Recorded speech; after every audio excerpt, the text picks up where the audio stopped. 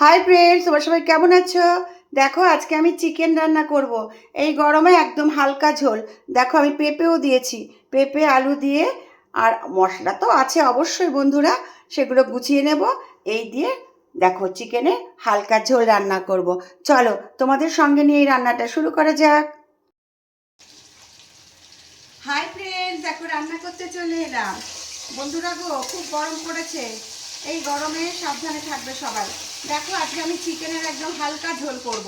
তার জন্য আমি আলু আর পেঁপে ভেজে নিলাম। দেখো আলু আর পেঁপেটা ভাজা হয়ে গেছে বন্ধুরা। আমি পেঁপেটা তুলে নিচ্ছি, আলু পেঁপেটা তুলে নিচ্ছি। খুব সাবধানে থাকবে সবাই।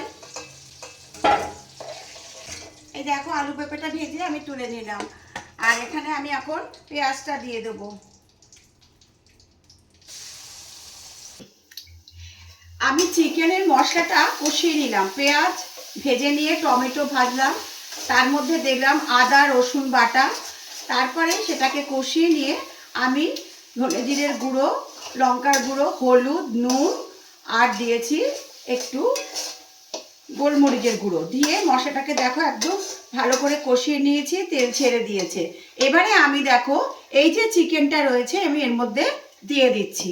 চিকেনটা দিয়ে ভালো করে কষাবো।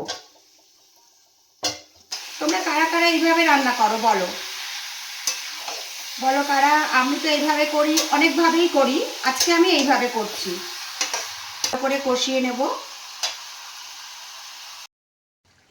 দেখো বন্ধুরা, দেখো চিকেনটাকে আমি কিরকম করে কষাচ্ছি। দেখো কতটা কষানো হয়ে গেছে, আর একটু কষাতে হবে। আর এখানে দেখো আমি এখানে গরম জল বসিয়ে দিয়েছি। দেখো আমার মাংসটা কষানো হয়ে গেছে, দেখো একদম তেল ছেড়ে দিয়েছে। এবারে আমি জলটা দিয়ে দেবো। জলটা উষ্ণ গরম হয়ে গেছে, পুরোটা এখনো হয়নি, কিন্তু উষ্ণ গরমেই আমার কাজ হয়ে যাবে। দেখো জলটাকে আমি এবার এর মধ্যে দিয়ে দিচ্ছি।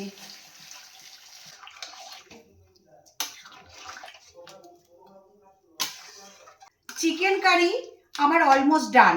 আমি এর মধ্যে একটু কসুরি মেথি দেব।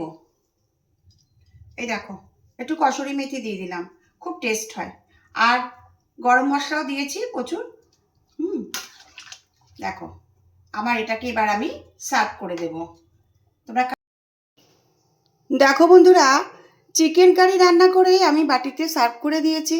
ভিডিওটা যদি তোমাদের ভালো লাগে একটা লাইক কমেন্ট করো। আর আমার অনেক অনেক ভালোবাসা নিও। সুস্থ থেকো, ভালো থেকো। টাটা।